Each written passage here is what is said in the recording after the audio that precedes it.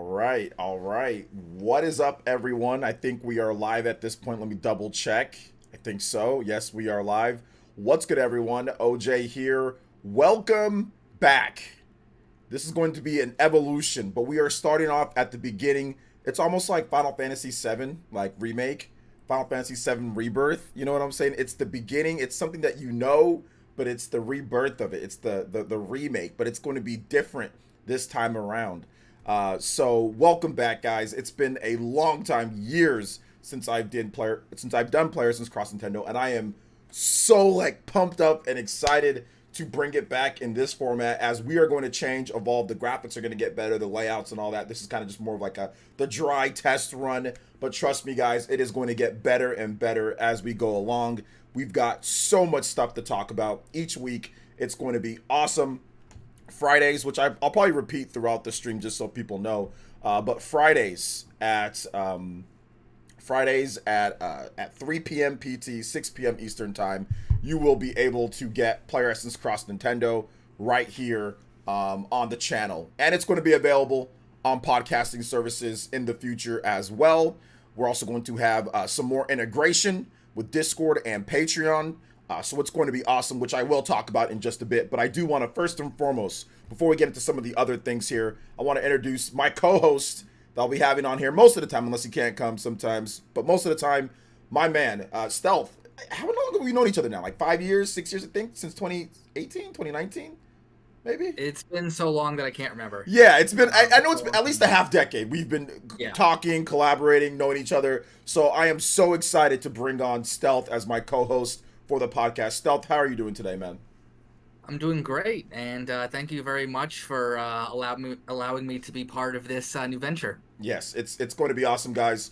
Why is the PlayerEssence X Nintendo podcast back? Well, here's the problem. There's a lot of imposters out there. There's a lot of bad actors out there that let's just can we call spade a spade, Stealth? I think we're gonna call.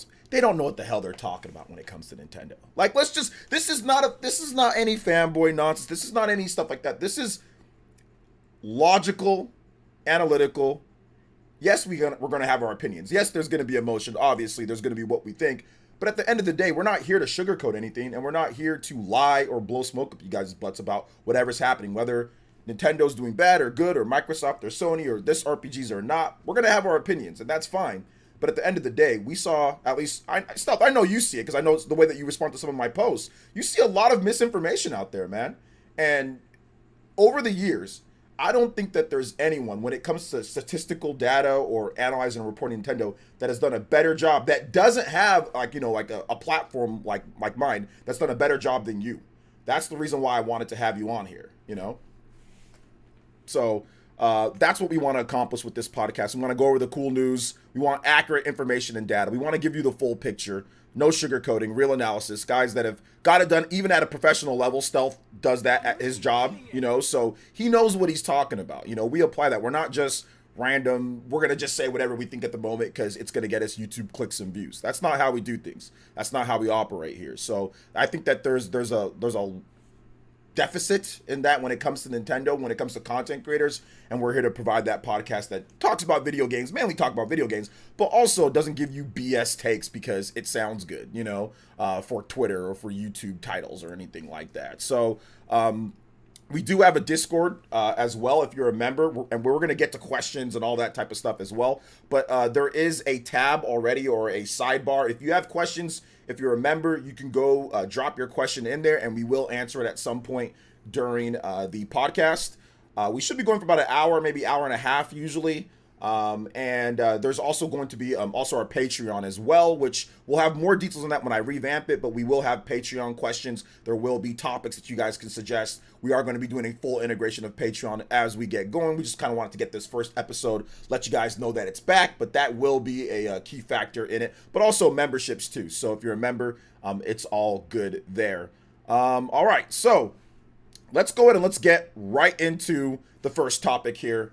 For players across Nintendo, and that is Persona 3 Reload, the Atlus situation. Stealth, I know you want to talk about this, so essentially I'll break it down first, and then I'll get Stealth's opinion on it, then we'll kind of go back and forth. So Atlus at the Xbox event, so there was an Xbox showcase, and they Microsoft gives Atlus a bunch of money to announce these games. We saw it last year, Persona 3, Persona 4, Persona 5, announced first on Xbox, then later confirmed for PlayStation, then later at Nintendo's event confirmed for Nintendo. Now they did the same thing here with Persona 5 Tactics game. Then you also have Persona 3 Reload, which is a ground-up remake using Unreal Engine, not using the Persona 5 engine, but using Unreal Engine of Persona 3. But it seems like it's not going to have the FES content, not going to have the portable content, so it's a true ground-up remake with improvements and tweaks to the original formula. So there's going to be some additions and stuff, but it's going to be not what you'd expect from the later editions of Persona, or Persona 3 at least. So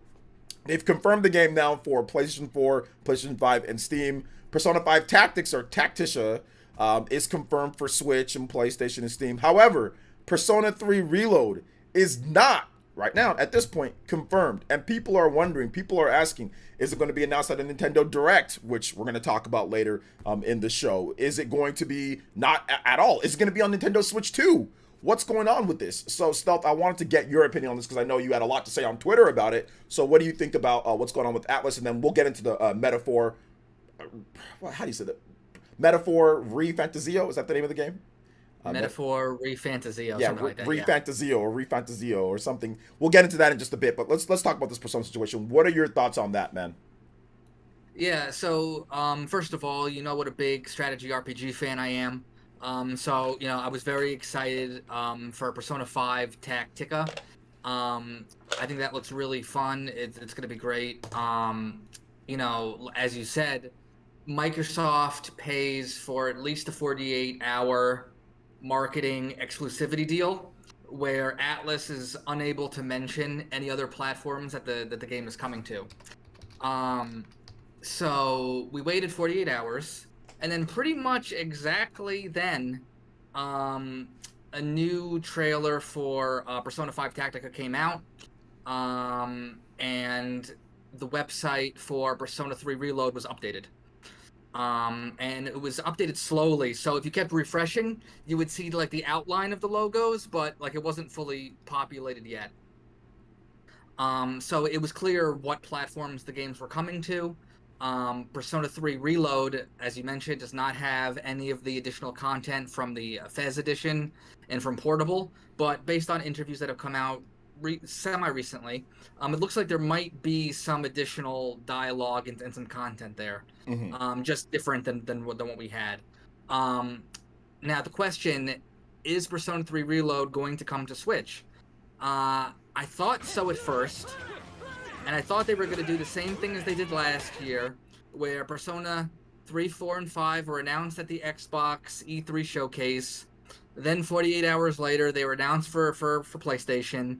And then, we had to wait a couple weeks later for the Nintendo Direct. What's different this time, though, is that Persona 5 Tactica was announced for Switch right away.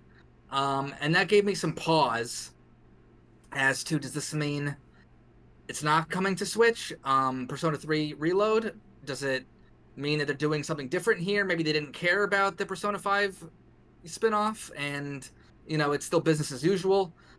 For me, I think we're just going to have to wait and find out. Rumors kind of indicate that, we might have a Direct maybe later this month, July. Nintendo said that the Mario Kart 5, Wave 5 DLC was coming, quote unquote, soon. And that was 2 weeks ago. So for me, like, the statute of limitations on what soon means. Nintendo's like soon, as in like not anytime soon, as in like soon, as in Nintendo time soon, which could be like 3 months from now. Yeah. So I kind of agree with your take. I think we do need to wait until until whatever upcoming Nintendo Direct happens, see if it's there or not, and then we can move on. But of course, Switch's successor is on the horizon. Unless Nintendo catastrophically messes up, it should kind of go right back to kind of dominating the way Switch has in Japan. So I think if Atlus is looking for games to port, and they usually always are, I don't think it means it'll never come to a Nintendo system. I just think it might take some time. Yeah. Yeah, I was looking at it because it might be an announcement where, things are always kind of weird, right? Persona 5 Tactics game, Tacticia, maybe that's not the milk has run, it's powdered milk at this point. Like the milk on Persona 5 is insane. Like this is like Skyrim, almost Skyrim level, or it's in the same category of Skyrim. But that, you know what? That's what, Persona 5 is the most popular game, so I get that. And this was probably a very small indie, kind of budget type of game, so I get that.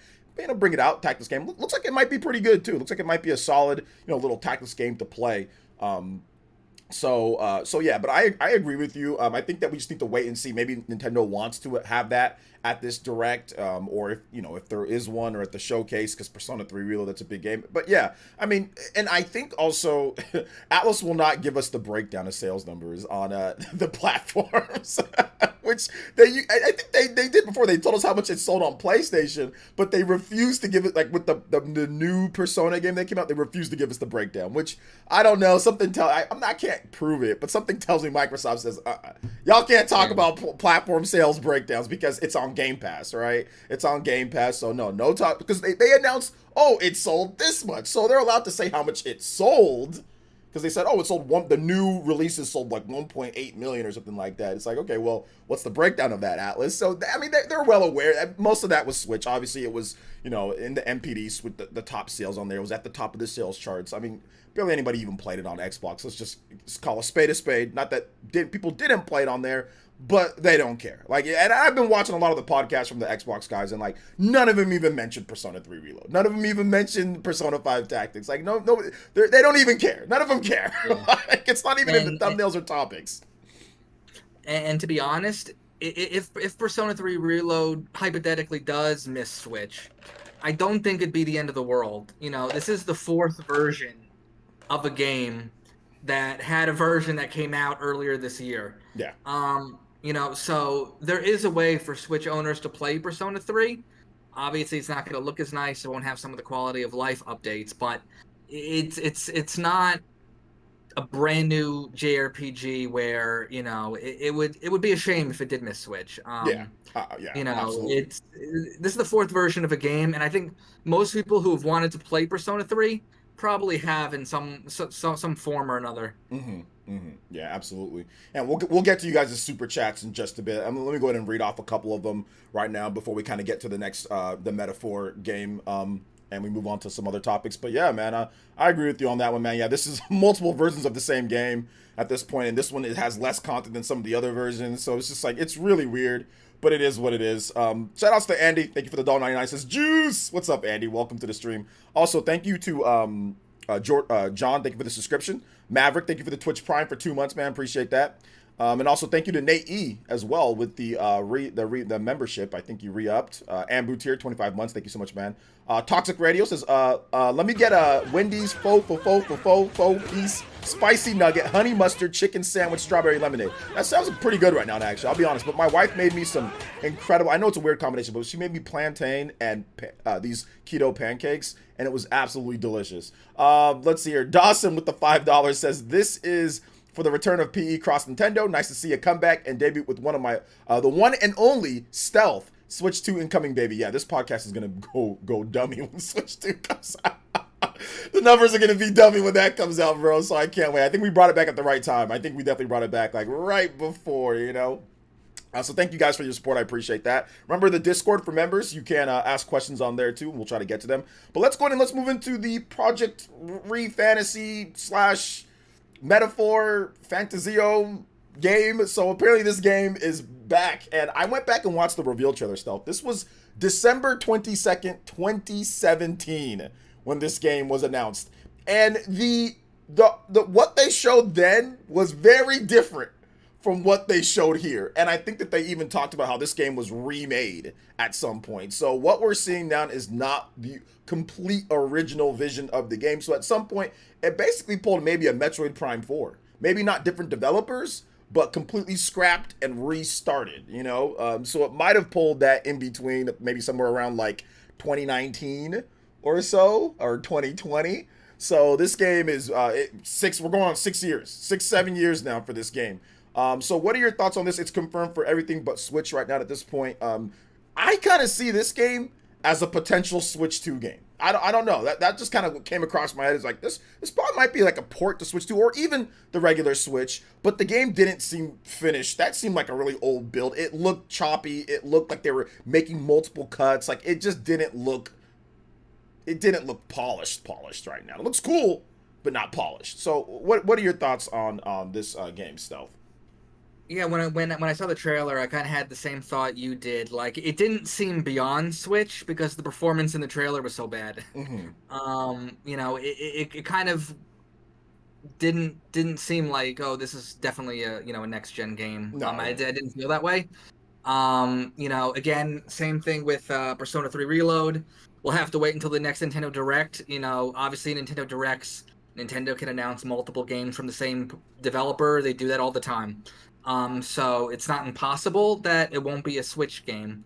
But, you know, again, when, Switch 2 comes out, it might be very tempting for Atlus to port what they can. And that seems like a really good, option. From what we've seen, it's turn-based. You have party members, and there's other elements too. Definitely a very different vibe than other Atlus games. It looks cool. It has promise. The title is pure JRPG made up word nonsense, Fantasio. So it checks off that box. Yeah. But yeah, the game looks great. Atlus can't catch a break. The game leaked ahead of time on Instagram. And then the fact that the game was coming to PlayStation 4, PS5, and Steam was leaked early, I think, by like Sega Korea or something. There was a trailer, and at the end it had all the platforms. I don't think it was supposed to go out then. Yeah, absolutely. So Atlus just can't catch any kind of break with that. But yeah, I think the game looks great. Yeah. Will it come to a Nintendo platform within the next 2 years? I'm gonna say it does. Yeah, me too. I think they might. That game has had so many problems with development. I'm not sure if Switch was even on their radar, because it's a. Yeah. Here's my opinion. It's a PS4 and Xbox One game, or it's a PS4 game. That's what I think the game is. It was made for the PS4. I think it was only going to be on PS4, and then here comes Microsoft with the bag. It gets extended into the next generation. Well, now you got to have a PS5 version. Now you got to have. I think the game was they probably wanted to have it out like in 2020 because it was 2017. They probably wanted to have it out then. But it gets extended and it just gets re-scrapped. So then they have to start adding all these platforms. So I think it eventually just snowballs into a business opportunity for them. It's like, well, if Microsoft's going to give us a bag for it, So, yeah, like I said, it just seems kind of not finished. But I think that it says 2024. There's no window in 2024. So this could be a late 2024 game. It could maybe even get to like 2025. Who knows, So we'll see. But I'm looking forward to it. I'm looking forward to seeing more of the game as they get it more polished and everything. So yeah, it's Atlus. It's definitely Atlus. If we look back to 2017, as you mentioned, Atlus had not that much faith in Switch. No, it took them a good 2 years to even put one game on it. I think the first game was Catherine. Catherine full body. They did announce SMT5, but that game was still ways off at that point, Yeah, and eventually the ball did get rolling, and now Atlus does have a very good library on Switch. But like many Japanese developers, after Wii U, I don't think many were exactly sure how it was going to perform. Yeah. From going into Switch to Switch 2, it's a very different kind of playing field here. Yeah, and that's something that I wanted to talk about a little bit because I do have a bit of information which I talked about on my channel this week. The indication that I'm getting from some of the sources that I have is that the Japanese developers feel Nintendo shared with them some of their plans in terms of rollout. Now, obviously, name and all that stuff, probably not, but they are pretty confident there is definitely going to be like some good support in the first number of months of the Switch 2. There's going to be some solid support, some old school ports, stuff like that, that are coming over. I would expect stuff like Scarlet Nexus or Tales of Arise to be on the platform at some point. A lot of the games that just didn't come to Switch should be on there at some point within the first number of months or year or two. So the difference is going to be pretty apparent. Considering, yeah, at the launch of the Switch, there was pretty much almost no Japanese support. I mean, yeah, Super Bomberman, you know, and that was about Super Bomberman, and that was about it. There wasn't really much. Until a little bit later, we got some Capcom. You know, there was some support there at the beginning, but you know, not really too much as they got some of their bigger games out. So should be fun. Should be interesting for sure. All right, so let me read off another comment here as we switch over topics. Give me 1 second here, guys. Sorry about that. So I'll read off another. Ooh, real quick. This is acting weird.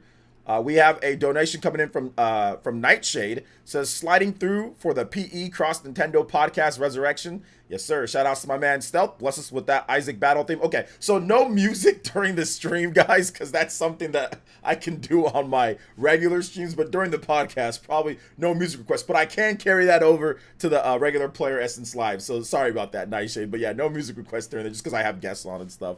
So it's a little bit harder to do it during these. But for sure, I got you next time, Nightshade. You don't got to donate for that, man. I got you next time for sure. All right, so let's go and let's get. I think that's it for questions right now. So, you know what? I made a mistake and I didn't put up my. I think I'll have to use my cell phone for the Discord questions. So yeah, I'll use my cell phone for that. Carried over, brother. All right, I got you, man. All right, let's go and move on to the next topic, though, shall we? I think we should move on to the next topic. So, next up, we've got Tears of the Kingdom and Switch sales. Stealth, you let me know beforehand you beat the game, but don't worry, guys, he's not going to spoil anything for you. I'm still going through. I have not had as much time to play, but I'm like 80, 90 hours in. I'm loving it. I'm collecting all sorts of stuff. But yeah, I finished a couple temples, and I'm going to get ready to wrap things up. But yeah, I don't know if I'll be able to beat all the side quests and everything. But what we want to talk about real quick here is not necessarily our experience with the game, because we both love the game, but some of the stuff that's been happening around the game.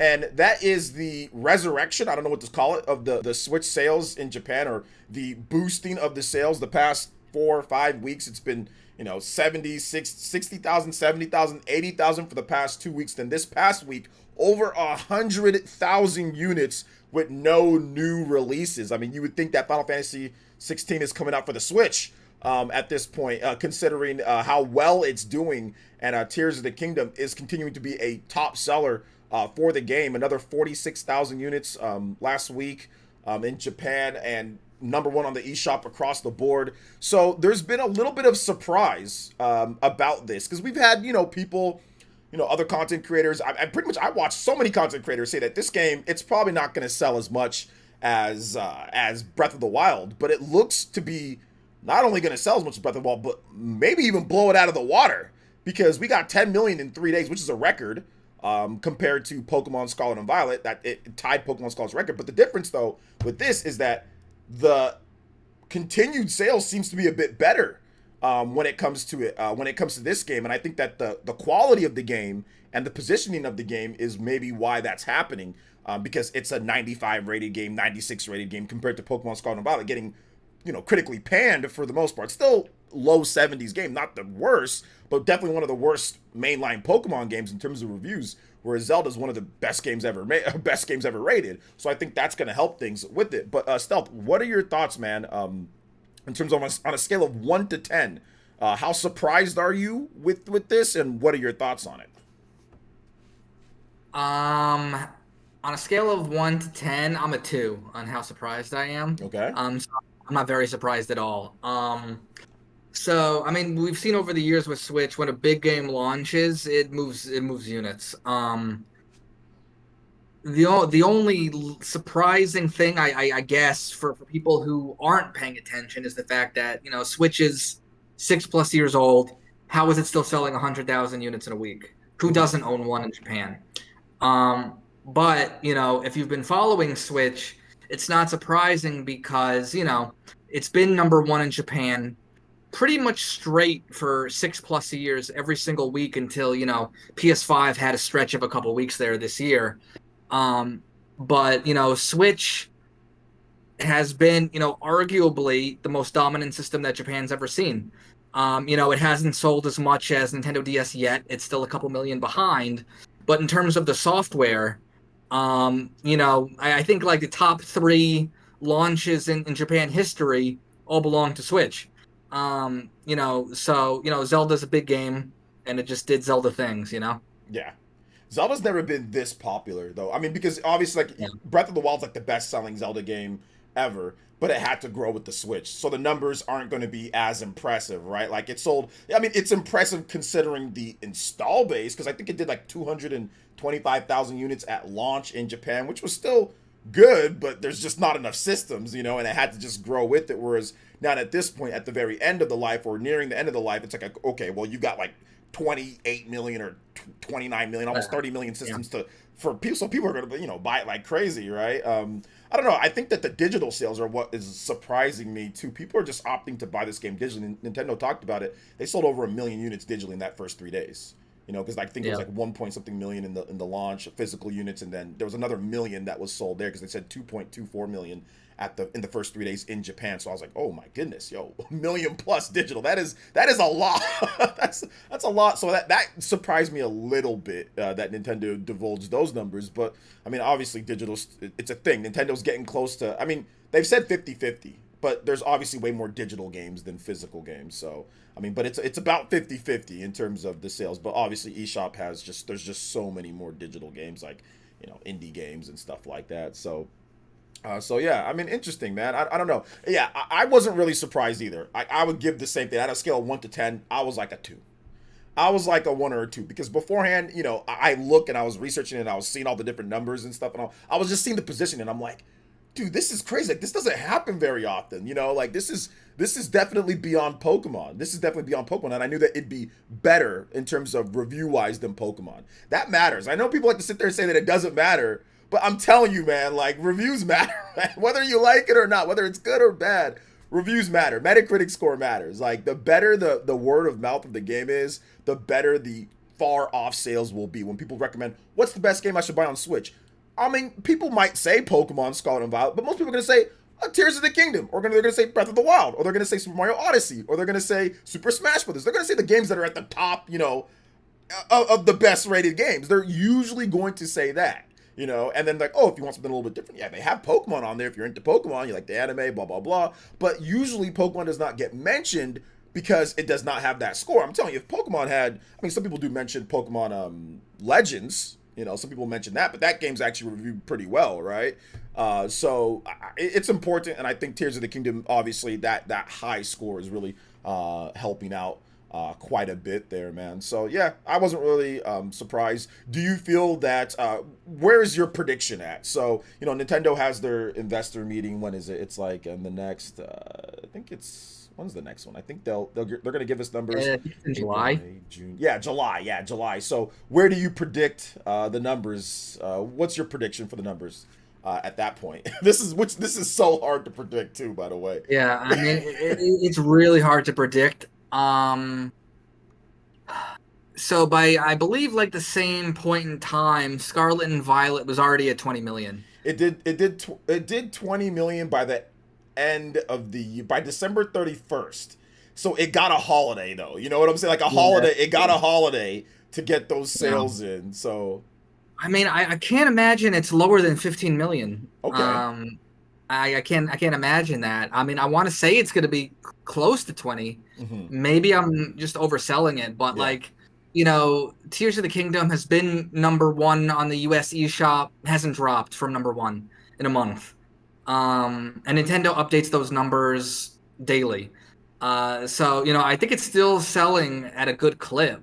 Yeah, I mean, I'll say it's at least past 15 million. 15. Yeah, that's like my conservative pick. I'm like, I want to be like, okay, just reel myself in, and say 15. But then part of me wants to go, wait a minute, man, hold up, this could be like 20. They could have done like another 10, in the next number of months, because when they reported that 10 million, that was in like the first week, and not everybody goes out there and rushes out and buys it in the first week. And some people buy it a week later, or some people buy it a little bit after that. So I don't know, man. It could be 15, 20 plus to me. I'm going to go ahead and say 17. I'm going to go ahead and say that might be a little bit too much, but I'm just going to split the difference between 20 and 15. I'm going to go 17. 17. Yeah, 17.2. We put a 0.2 in there as well. Yeah, so for those who just joined, welcome. PlayerEssence X Nintendo's back. Every Friday at 3 p.m. PT, 6 p.m. Eastern Time, we will be having a show for you guys. So yeah, it should be some good stuff there. Good stuff. All right, so let's go and let's get to the next topic here. And then we'll pull up some questions. If I have some questions on Discord, I will pull them up on my phone and look and answer them. So, Final Fantasy XVI demo. So Stealth didn't get a chance to play the demo. So, but I do want to ask you a question on it. And on a scale of 1 to 10, and also Metacritic predictions. So I need both. How excited are you for this game? Because you said that you're not playing the demo, you just want to get into the game. And what is your Metacritic prediction for this game next week? So, I'll say I'm an 8 out of 10 excited, which is pretty high, actually, considering a few things. You know, I really didn't like Final Fantasy 15 all that much. You know, it was fun. Would I ever want to play it again? Probably not. You know, Final Fantasy 13, I enjoyed it. Do I want to go back and play it again? Potentially, if there's like an HD remaster version, maybe. But you know, it's not a game I think about often. So it's been a long time since Final Fantasy has, you know, occupied, you know, a lot of mind share for me in terms of like my favorite JRPGs. So you know, and then also, while you know the combat, you know, I've heard is very fun and very fluid. You know, it is a kind of a single player action, more actiony kind of game. Yeah. And you know, I prefer other kind of battle systems. I prefer Final Fantasy VII Rebirth and Remake. I prefer that battle system where, you know, you have a command menu, you can cycle between party members, you can choose attacks. I love that. So, you know, considering that, the fact that I'm willing to give this an 8, I'd say it's pretty remarkable. You know, the game looks great. You know, I think the story is going to be amazing. The characters, you know, the music. So, you know, everything else, I'm very, very excited for. So yeah, so I'm picking it up. You know, I don't have a ton of PS5 games yet. You know, I'm gonna go on a tear pretty soon of collecting. Yeah. But that's definitely gonna be one of them. And in terms of the Metacritic score, I'm gonna this is hard. say I want to say this is hard to predict. By the way, this is not easy. It is, because, you know, everyone's so excited about the demo.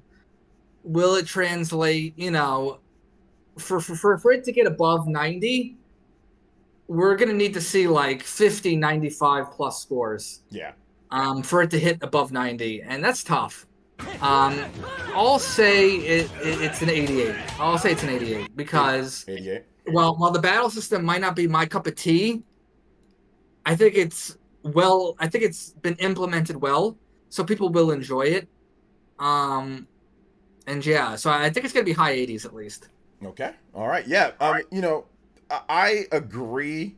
In terms of a scale of how excited I am, I'll say this: I was always around like an 8.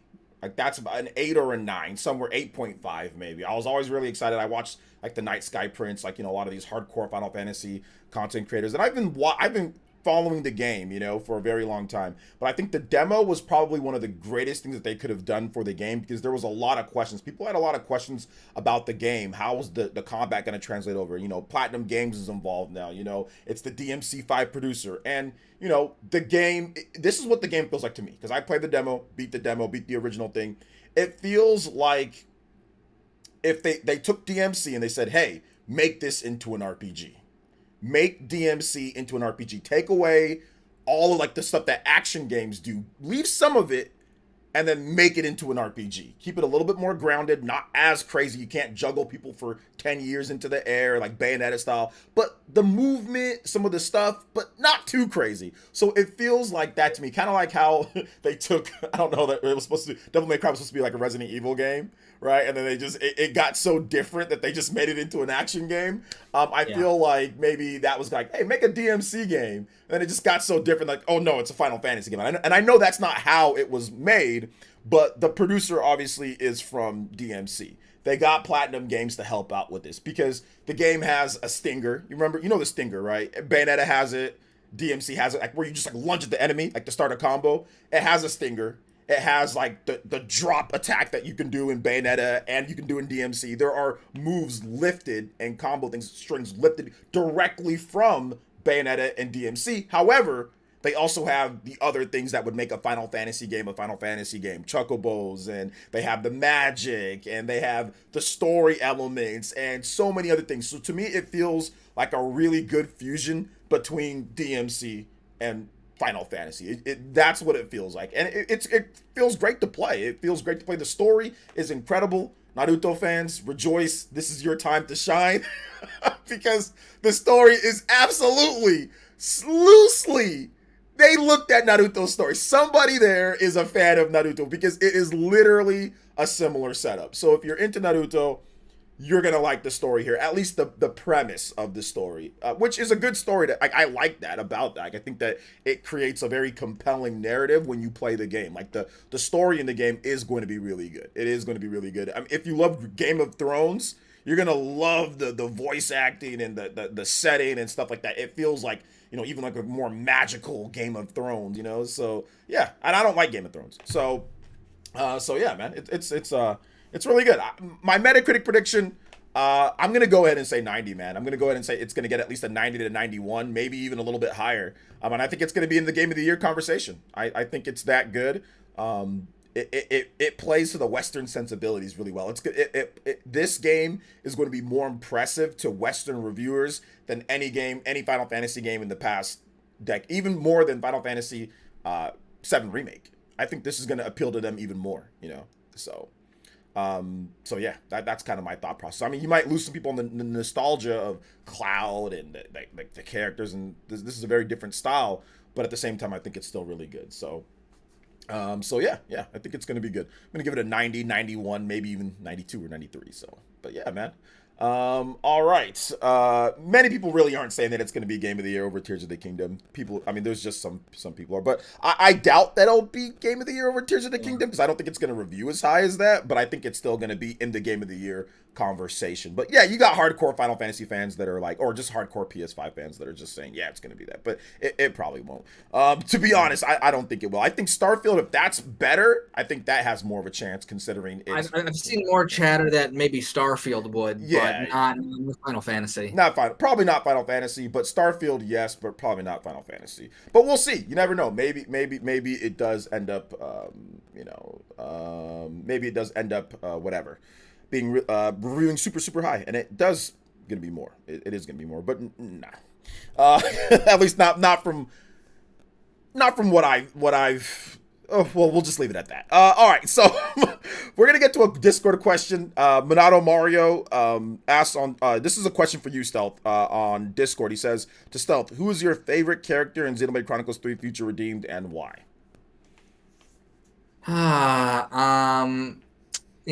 I really like what they did with, Rex and Shulk.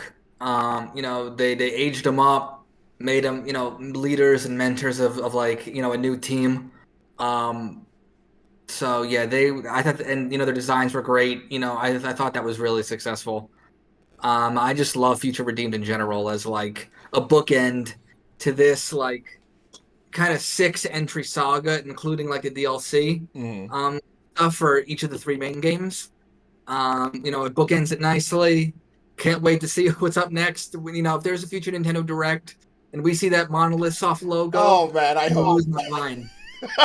Monolith Soft. I mean, I guess we can do a little bit, just real quick. Monolith Soft to me is the best. Like, definitely a top 3. Like in terms of like just core developments. Like if you were to break up Nintendo or break up, I'd put them against almost any company. I know that'd be crazy to think what people think about From Software, or maybe even like the Final Fantasy team, or obviously you got Naughty Dog and you got all these, but man, Monolith Soft overall in terms of their talent, they're nuts, dude. Future Redeemed is incredible.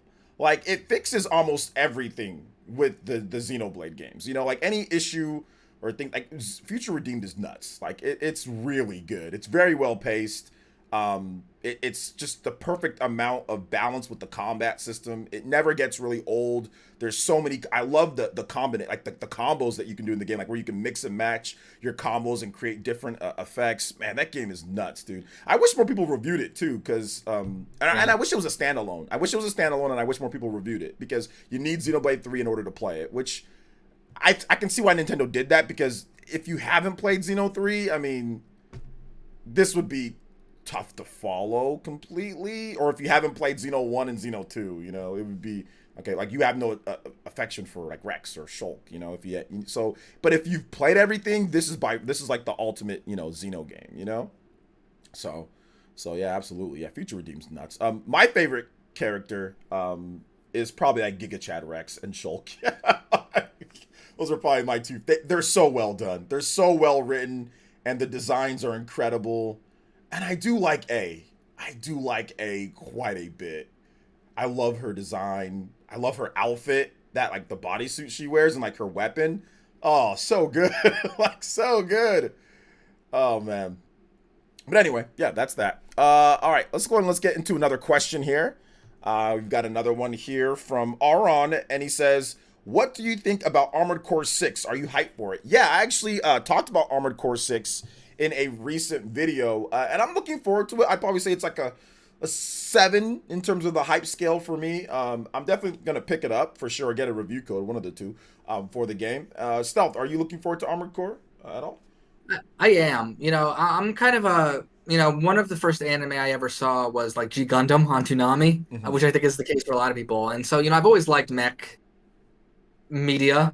So, you know, even though, you know, Armored Core wasn't exactly the most critically acclaimed series, to put it very nicely, you know, most of the time it was panned, actually.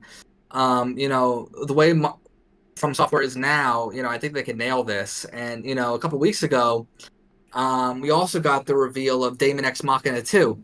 Yeah. We don't know the platform. We don't know the platforms for that yet. It's safe to say it's coming to Switch. So that's another mech game that I'm looking forward to. So, you know, all of a sudden now we have 2 mech games to anticipate. Daemon X Machina 2, Switch 2, maybe? Maybe. We don't know when that game's coming. They gave no release date. That's true. And they didn't even show anything, but yeah, it's coming. Yeah, absolutely. All right, so next up, we're going to go ahead and get into some comments here before we get into some of the other topics. We are humming along. I love the pace of the show. I really like it. Next up is from J2 Blue. He donated $10 and says, glad to see PE Cross Nintendo finally back. Crazy how Tears of the Kingdom is still selling like crazy, even at $70. Well, yeah, that's partially true, right? So it was $70 here in the US.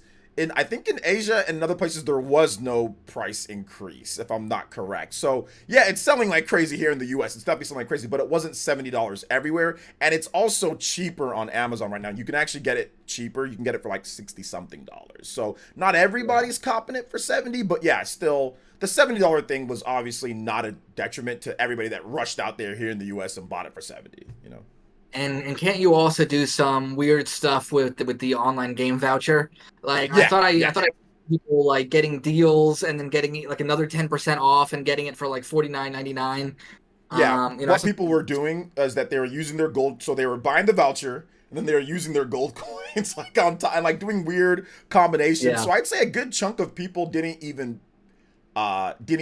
Like I bought a digital copy of the game. Mine was $40 because I had a bunch of gold coins just saved up. So I got it for $40, you know?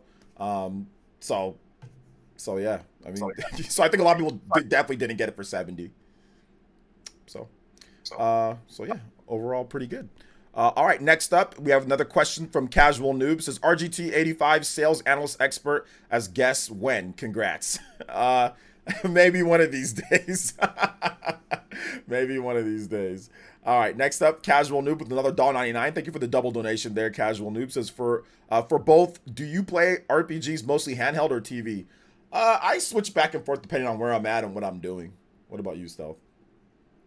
I'd say I play mostly on the TV. You know, I don't take my Switch out with me. I'm not one of those commercials that, you know, has me at a park or, you know, on the train playing on my Switch. I'm a little too paranoid for that. But yeah, I'm definitely more, I'd say I'm like 70-30% TV to handheld. Yeah, yeah. Absolutely, I agree. I think I'm like a 60-40 or 70-30. I don't even know because I don't gauge it, but I think Nintendo does it at the end of the year. And I think at one time I know I was like 50-50. I was like legit 50-50. So I'm not 100% sure. You know, with mine at least. I'm not 100% sure, so I don't know. We'll see.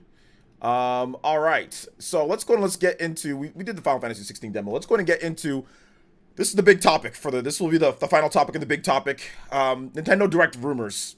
So, there are sources out there, right? So Nintendo, the E3 parade has pretty much came and gone at this point, right? We have all these different stuff that's happening, and everything like Microsoft and Sony. All the Xbox guys are praising Microsoft's show, which I do think, if we're grading on a curve, that was an A+ show. If we're grading on the Xbox curve, like how teachers used to grade on a curve, based like if we're grading on what Microsoft usually does, that was an A+. I personally gave it like an 8 out of 10. I thought it was a great show. If they gave us some more release dates for like Fable and some stuff, I probably would have gave it an A if we got some actual release dates for some things. But a lot of stuff was like CG, not real gameplay, and then like a lot of just no release dates. So to me, it was like an 8. But I can see why people are giving it like a 10 or whatever the case is. And Starfield looks great, right? But where's Nintendo at? People are saying Nintendo's silent, blah, blah, blah, quiet, all that. So now we have some rumors. Switchforce, shout out to Switchforce, friend of the channel. He's reporting that he's heard the 21st. Nintendo Prime is reporting that he has multiple sources that in terms of that. Remember, Nintendo Prime was right on the Zelda Direct stuff, or the Zelda. He nailed those with his sources. So before you discredit him and say that he never gets anything right, he got that right. So he's definitely got somebody that's helping him out. Also, there's some other people. Nate the Hate, he didn't outright say it, but he did say don't rule out he said don't rule out June. And then there's some rumors there's some other talk from Jeffrey Grubb where he's saying, hey, look, there could be something in July. Now, we don't know if it's a general direct, if it's a partner showcase or whatever the case is, but it seems like something could be happening in the latter half, the second half of June, which we're in, or July, maybe early July or sometime in July. So, Stealth, what do you think overall about all of this? So I hope it's not the 21st, only because I'm doing some business travel in New York City again. And that happened in February. And I swear I ran from the train station back to my apartment to watch the Direct. So I'm hoping I don't have to do that again. It's stressful. Yeah. But yeah, I mean, this idea that, after Pikmin 4, Nintendo isn't going to have any more games because they're preparing for Switch 2. It's just not realistic. Switch is too successful to skip this holiday with new games, in my opinion. And whether it's, next week or maybe early July, yeah, I mean, I think it's likely that we're going to have a Nintendo Direct. Could it be a mini where it's like, I don't know, 20, 25 minutes, but it's like both third and first party? I could see that. But yeah, I mean, we definitely need some more stuff, to just pad out the rest of the year. It's funny because what is it? Everybody 1-2 Switch is coming out in 2 weeks, and Nintendo still has not dropped a single trailer for it. Talked about it again since then. There's no way this game is good. There's no way this game is good. Nintendo's never done this before for a game that they've ever released in the Switch era. I don't think anyone's ever. I mean, when was the last time that a developer? I mean, we're 2 weeks away from a game's launch and we haven't even seen one trailer yet. I can't recall a time, dude.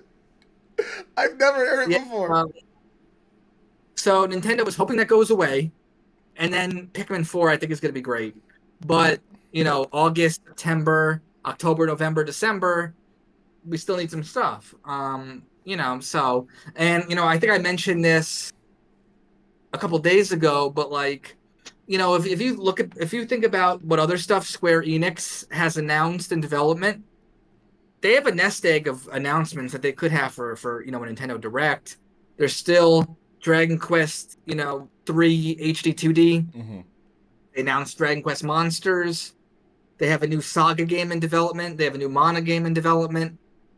There's a bunch of stuff that's not like, Final Fantasy, and that stuff tends to get announced at Sony events and other events.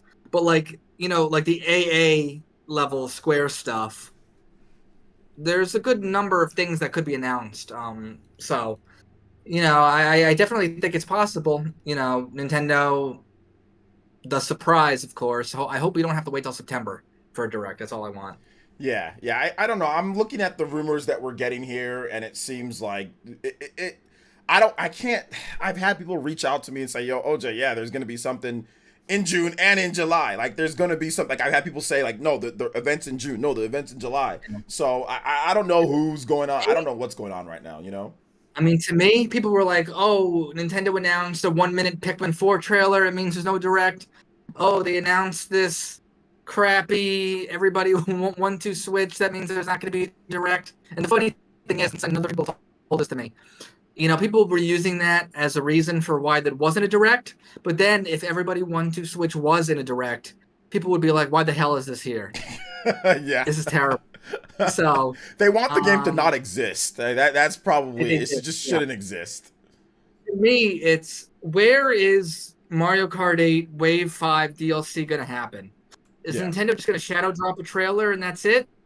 Or are they going to tease it in a direct and then announce the release date as they've done? So to me, it's like, I'll admit defeat if Mario Kart 8 DLC is just announced in a random trailer. A little bit of defeat there. But for now, like, I feel like anything's on the table. Yeah. Yeah, I think that with this here, the fact that so many people are reporting it and it's Nate's kind of like not bullish on or Nate's bullish on, hey, don't rule out this month. To me, it seems like it could happen. Like, it could happen next week or it could happen at the end of the month.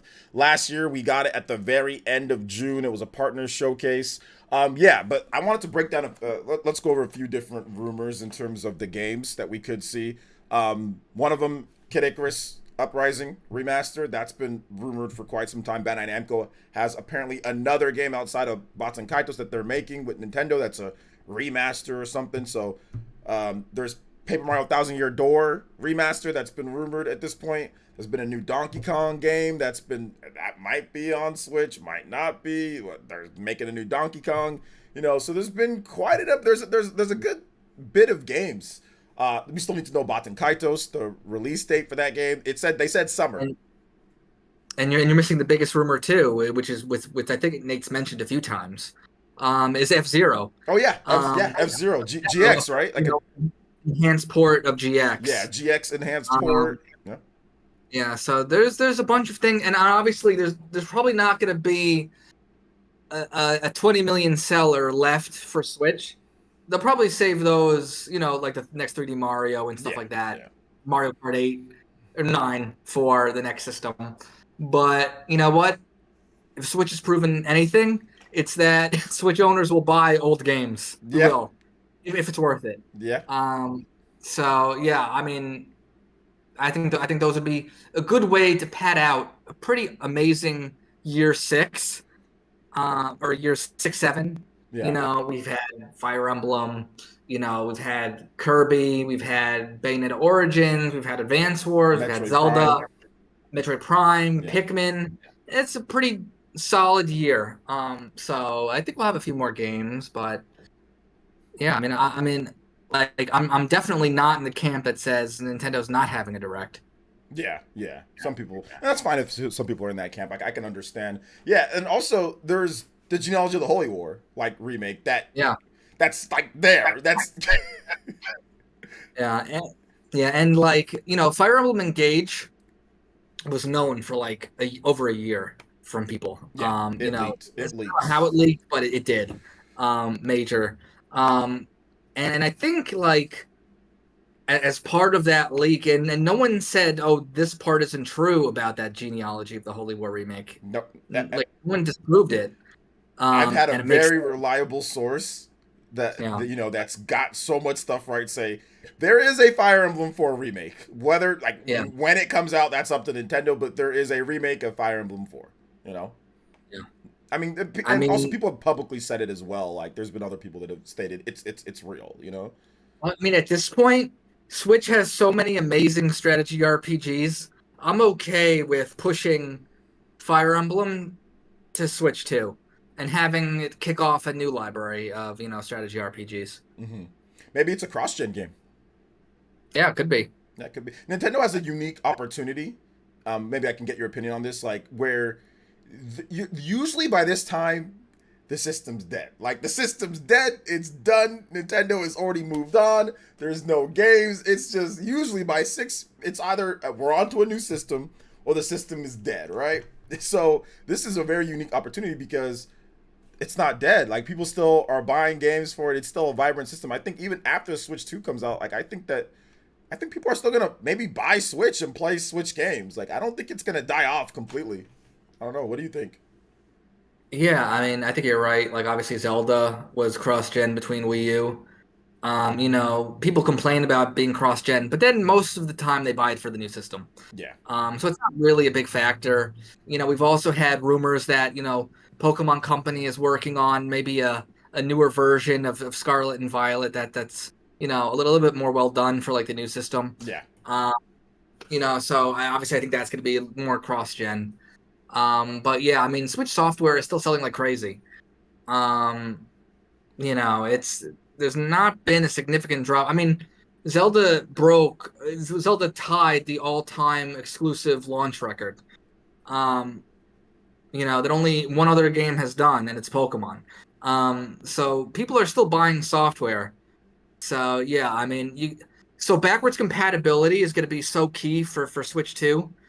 So people can just keep buying Switch games and bring their library over. That's just a key feature. Mm-hmm. Absolutely. Yeah, I think that Nintendo doesn't want to lose that money for like the regular Switch. They want people to be able to buy those games because that's what they. I remember like when the Wii U was out. I think there was even games like Super Smash Bros. Brawl and also Super Mario Kart Wii. Before those games still sold well into the Wii U's life. People were buying it on the Wii U and or just buying it on the Wii, So I think they want to have that continue on, with that. So we'll see with this Nintendo Direct thing, man. I think that it's going to be very interesting to see exactly how it plays out. So let me go ahead and let me get some more comments here and questions. Shout outs to JJ with the $1 donation. He says, "Hey guys, good to see the podcast revived and Stealth being the first guest on this revival." He's a co-host. Stealth is a co-host, so he'll be on for anytime that he can. Come on. What do you consider to be the most important element in a JRPG? The battle system, the story, the customization, etc. Ooh, that's a good question. Battle system is probably the most important. For me, the game's got to be good, but then I also think that story and music are also very important as well. But battle system to me is the most important, and then I'd say story and music are like the two other things that are second in line for me. What about you, Stel? Yeah, battle system is important. Story is important. I think even like, side quest design is important. Are they all fetch quests or do they have some meat to them? Town design. Yeah. I like a good town to just explore. Mm-hmm. Music is obviously very important. You can't have, 5 bad elements and 1 good element and have it be a good game. People aren't going to think that way. It all has to come together. Yeah, I think RPGs, out of all the different JRPGs, out of all the different games out there, like you gotta have like it all, right? Like if your music sucks, like in an action game, if your music sucks, it's like, okay, whatever, like it's an action game.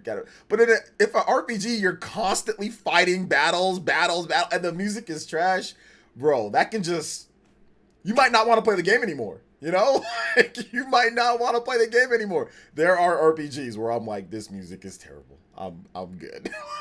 Yeah, you're in that world for 50 plus hours. Yeah. And you're hearing a lot of the same themes over and over again. Mm-hmm. You don't want it to be like, water torture, where, you're just tortured. Listen, it's all Dragon Quest treasures for me, man. I know you like Dragon Quest music, but God, that music in that game, I was just like, I'm done. I couldn't take it anymore. I like the game though. I just couldn't take that music anymore. And I got ripped to shreds in my comment section about that game too. They're like, I like Dragon Quest music. You don't know what you're talking about. I'm like, all right, I'll take the L on this one. I think that might have been me. I think I told you. Oh no, Like, everybody said no. I'm well aware that my opinion's trash on this topic. I'm well aware that I have a bad opinion on this because everybody seems to like Dragon Quest music but me, for the most part. So I don't know, man. So yeah, for me that's very important, the music, man. Let me see if I have any more questions on here. Then I'll get to the. I'll get to that. If let's see here. Okay, flipping the switch with a question and says, out of the curated indie and third-party content that Nintendo has brought to the Switch, what are your top 5 recommendations? Indie game recommendations, Stealth? Indie? Okay. Chained Echoes. I know you've played that. Yeah, amazing. One of the best indie RPGs I've ever played. Mm-hmm. Also in that vein, Crosscode. Yeah, I don't know if you've ever played that one. Yeah. Crosscode is amazing. Mm-hmm. What other indie games? Shovel Knight, Dig. Mm-hmm. I'm terrible at that game. Very fun, very hard. Let's see. What other? Well, something coming up that I'm looking forward to. Sea of Stars. Yeah. I think you're looking forward to it too. And Eden Chronicles. I'm looking forward to that too. Although I've been keeping up with the Kickstarter of Eden Chronicles. If that game makes 2023, I'll be very surprised. Yeah. It's not looking great. Yeah. It's not looking great. But yeah, I mean, there's Hades. I put 60 hours into Hades. That's definitely a top 5 pick for me, Hades. Yeah. Oh, I think the Ori games, if those count as indie too, the Ori games, I think Cuphead. Yeah. Cuphead is really good. SteamWorld Dig 2, that's one of the early indie games on the system, but that game is incredible. Very fun. Go ahead. And Dead Cells too, Dead which Cells. has gotten updated. It's funny. I played that game for like 50, 60 hours when it first came out. Loved it, beat it once, dropped it for other stuff. Then it got like a ton of DLC. Then the Castlevania DLC came out. Now I have the physical edition pre-ordered from Best Buy. But yeah, I never owned that game physically before, and hopefully I'll have that soon. Yeah, absolutely. Next question here is from J2 Blue, and then we'll get to some of the donations that came in, guys. Do you think Nintendo will have any first-party games for late 2023? Yes. Yeah. 100%. I mean, if Nintendo doesn't have anything past Pikmin 4, I'll be shocked, and it'll be bad. If they don't have anything past Pikmin, I think the next system's being announced either late this year or early next year. So if they don't have anything for this year, at the end of the year, they're announcing the new system. It's like 100% guaranteed they're announcing the new system. So yeah, that's that. Next up, we have Ish your boy with the $1.99 and says, will emulate Nintendo's new console my 5080 GPU. All right, good luck with that. Thank you for the $1.99. Dean with the 206 says, great show so far. Don't know if I'm alone on this, but my gut says even if FF16 is amazing, I'll resent it for being more of an action game. You guys ever feel that way towards it? I have not felt that way towards it because there is another game that's coming out, which is FF7 Rebirth, which is more like that, more RPG elements and stuff. The only thing that I have a problem with is that Square Enix isn't taking advantage of the Switch and didn't make a new, like they did this with almost every single other Nintendo system where they make some type of offshoot game specifically for that system. They did it with Crystal Bearers, they've done it with the DS games, but for the Switch they decided not to do it. Maybe because of the cost, maybe those were older games, but I think that was a ridiculously that was a missed opportunity to create a multi-million, potential billion-dollar franchise, segmented game. Like Monster Hunter Rise made Capcom like almost $1 billion or something like that, right? Just on Switch alone, it made them like a ton of money. I think that they just missed the opportunity to make Monster Hunter Rise their version, but using Final Fantasy specifically for the Switch. And then later, if you want to port it over to Xbox and PlayStation, you can. I think that was just a big missed opportunity to create a classic Final Fantasy game that I think could sell 7-8 million units on the Switch by itself, But that's it. I don't have any resentment towards Final Fantasy 16 for being what it is. Yeah, I mean, I don't have any resentment either. I've seen a lot of people say, oh, it's not Final Fantasy, but Final Fantasy always changes. Yeah. And we're not changing something that you like for that entry, but it doesn't mean it's not Final Fantasy. Yeah. I like action RPGs. Would I prefer, if it is an action RPG, to have multiple playable characters Sure. But it's not. Do I resent it? No, because Square Enix makes other games that I really like. Octopath Traveler 2 is one of my favorite games of all time. Yeah. They made that this year. So I got that. So if Final Fantasy 16 is good, great. And I'll play it, I'll enjoy it. I might wish the battle system was different, but maybe Final Fantasy 17 will have something I'm more I gravitate more to. Yeah, absolutely. Yeah, I agree. No resentment. Just like I said, my only thing is that they really, I don't know why they didn't take advantage. I mean, like, I'm just thinking, Yeah. man, what if we got like a classic hardcore Final Fantasy game built for the Switch? Like, how dope that would, like, let's say that came out like in 2021, right? How sick would that have been, to get Monster Hunter Rise, then later like a Final Fantasy game, maybe like a 3-year development period. It doesn't have to be the highest end of highest end. You don't got to spend $1 bazillion on it because it's on Switch. Yeah. I think that would have been really cool, but it is what it is. It's just, it wasn't in their plans for it, so it is. That's what it is. Yeah.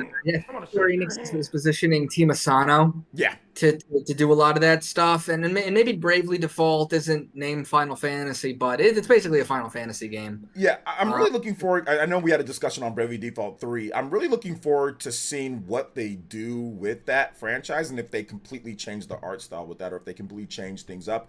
Bravely Default 2 sold really well, so I don't think there's no need to, but I think it'd be really cool if they actually made that game look like the art. Like if it looked like the art in the game, because I think that they used the chibi stuff because it was a 3DS game. I think that was the reason why it was even kind of looks like that in the first place. So if they actually made it look more like the art for the game, I think that would be incredible. Like water paints and colors and kind of like that style. If they completely reinvented it, I think Bravely Default could turn into a 3-4 million seller, Bravely Default 2 sold over 1 million units. Yeah. Asano said that Bravely Default 3 was in the early planning stages a few years ago, and it might take 3 years. That's gonna be Switch too, or it'd be cross-gen, or like probably it's either a cross-gen game. It'll probably be smart to do a cross-gen. Yeah, I mean, Square Enix definitely knows what Nintendo's up to. Yeah, absolutely. Because Square Enix is one of the best third-party publishers on Switch. They've released a lot, so yeah. I mean, while they didn't release an original Final Fantasy, looking back at everything Square Enix did bring to Switch, I can't even complain a little bit. They did a great job. Yeah, they put all the classic Final Fantasy. That was a miss. Making those cloud only, that was a miss. Okay, yeah, that was definitely a swing and a miss. A big swing and a miss. All right, some more comments here. Thank you guys for your support. I appreciate that. Paul Gill Network with the $1 says, nice logo.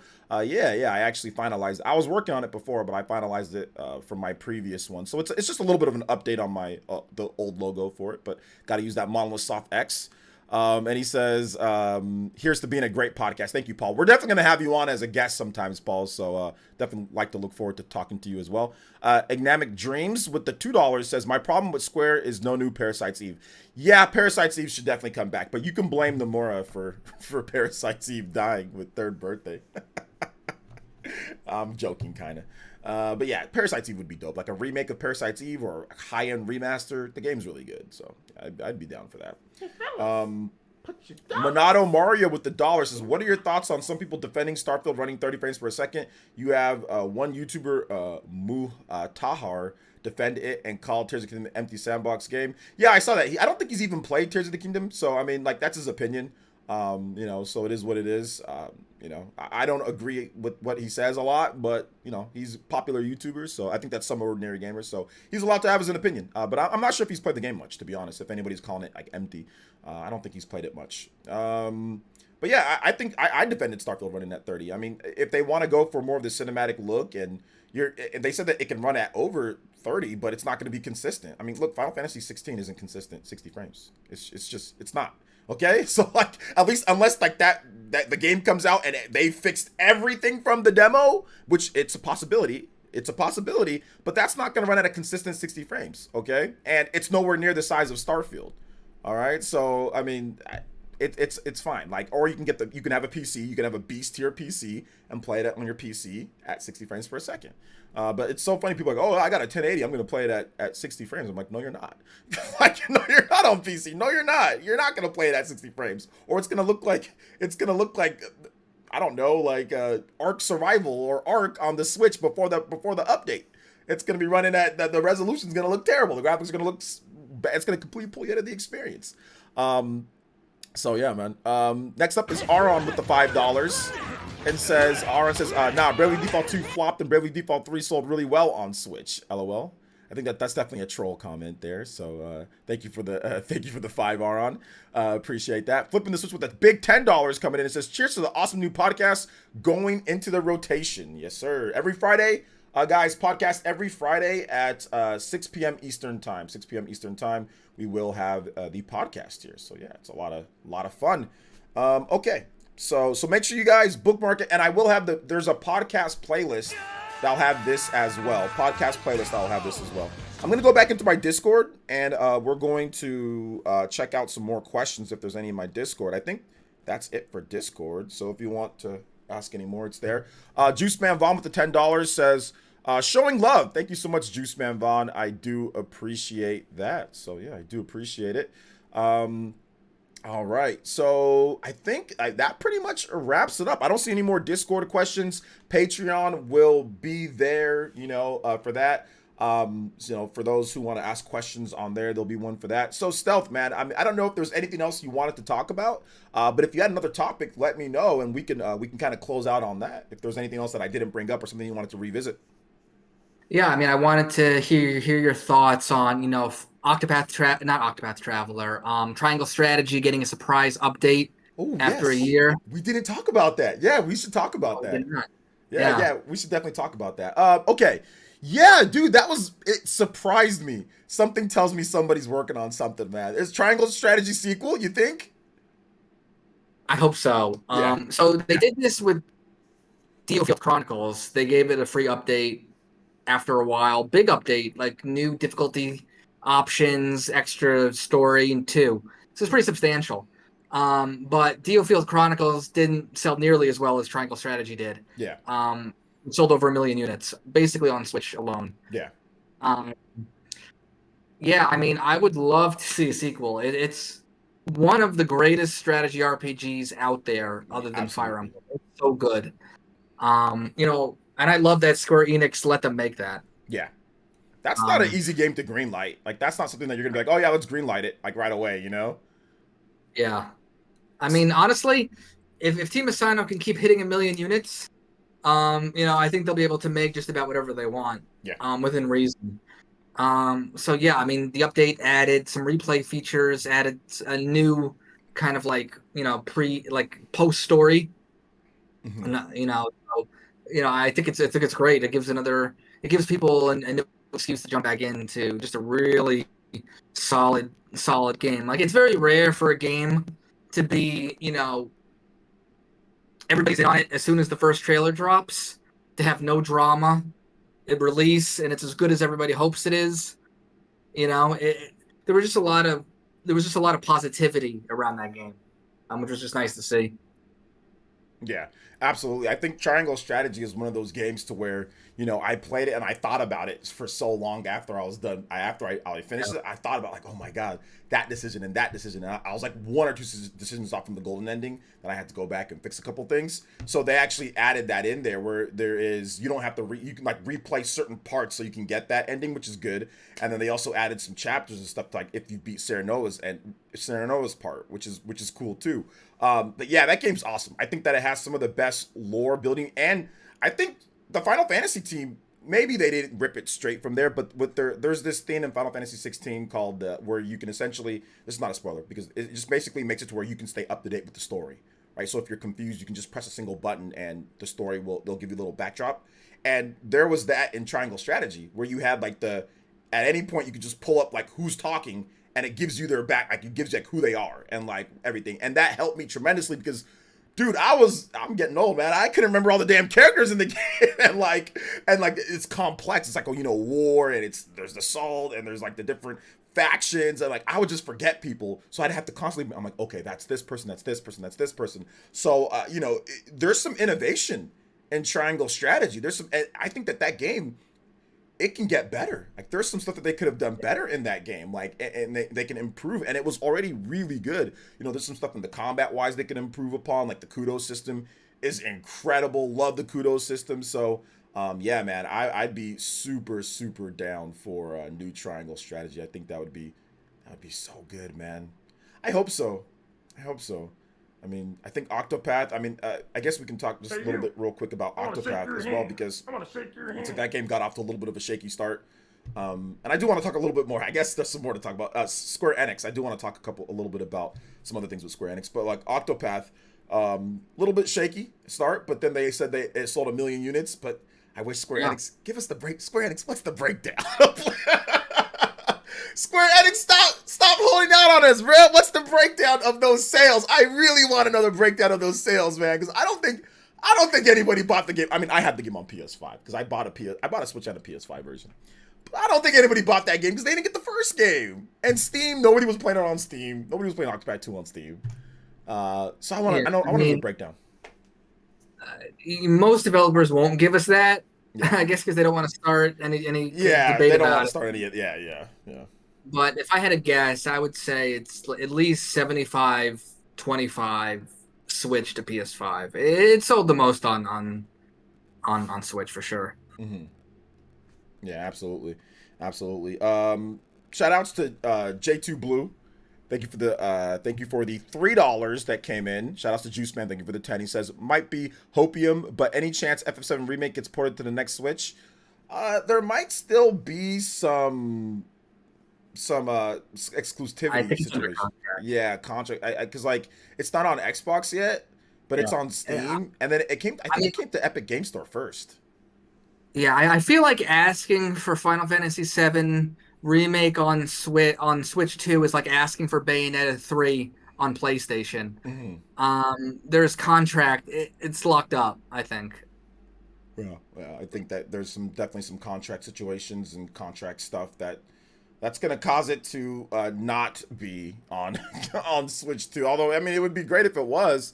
But yeah, and I think Square Enix, obviously, the way that the game was built, it's built for PlayStation 5 or PS4, PS5. So they'd have to go back in and retweak a bunch of stuff. But obviously, it would do well if they decided to put it out on there. But Square Enix, like I said, like I think Square Enix, they've done a great job overall. On the Switch, just in general, I think they've done a pretty good job. Like you said. Flipping the Switch with the $5 says also the game was heavily discounted for much of its run, contrast with OG Octo, which was sold out for a while and above retail. Yeah, that's true.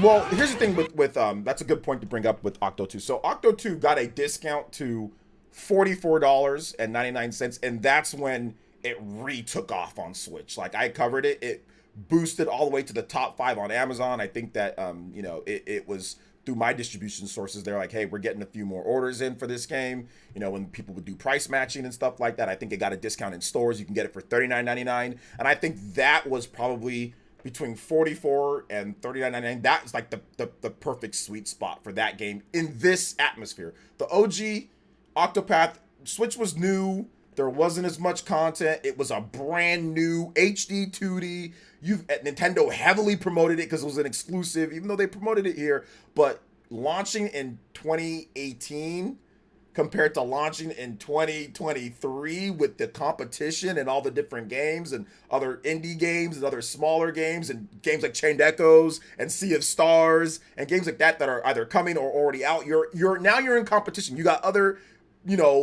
games out there, so it's not going to replicate it. Like only I think big titles can, like, hey, look, Breath of the Wild sold really well, Tears of the Kingdom's going to sell well, but games like Octopath, like you're going to have competition. I mean, it launched alongside Kirby, Atelier Ryza, that's another AA RPG. There was a lot of other games surrounding it. You had Fire Emblem Engage that was just the month before. So it's not a done deal that you're going to sell as much as the previous one, So I think that price drop helped it out quite a bit on Switch, Yeah. Shout outs to Archray with the 1 month and says, hey, congrats on the cast. Are we still hoping or coping for Twilight Princess and Wind Waker combo on the Switch or maybe Switch 2? I mean, if they did this, it would probably be announced at the next Direct, right? Or it would be announced at sometime soon if they were going to do this. What do you think, Stealth? Yeah, I mean, obviously they weren't going to do anything right as Tears of the Kingdom 2 was releasing. Yeah, I mean, it could be a late Switch release, maybe not. It might just be doomed to be Wii U exclusive, like Xenoblade Chronicles X. Yeah. But we'll see. I mean, it's possible. Yeah, absolutely, absolutely. Yeah, I think that you know, it's been rumored for so long. I know Metroid Prime finally came out after apparently that game had been done since like 2021. It was just like sitting there. It was done for a while. Yeah, it was just sitting there complete for years. And so was Fire Emblem Engage. We talked about that. Fire Emblem, I knew like it leaked last. I think I talked about it the first time was like spring of 2022, where I just like, hey man, there's this new Fire Emblem game, and then like we saw like the red and blue hair. People were like, that's not real. I'm like, oh no, it's real. Yeah, I mean, it was known for a long time. Yeah, I was like, oh no, like that. The game looks like the graphics suck. I'm like, oh no, it'll look better than that. It's just those screenshots or whatever. It's whoever's crusty camera phone saw it or whatever. Yeah. From whatever server it was jacked from or whatever places it was just sitting there ready to go for such a long time. Because the development of Fire Emblem Engage started like, during Three Houses. Yeah, it was a while. They were being developed almost side by side. Three Houses. I mean, it was supposed to be an anniversary game, yeah. But COVID happened, so they just shelved it. Yeah, it was supposed to be an anniversary game. They got most of it done. It didn't come out at the anniversary. They did the Shadow Dragon thing instead. That limited thing. Nintendo sent me one of those, and they're like, "Oh, well, here's." I'm like, "Okay, well, thought we were gonna get in the game, but no, it's fine." I thought we were getting like a new game, but hey, it's fine. And then all of a sudden, when was the anniversary? It was 2021 or 2020. When was that anniversary for Fire Emblem?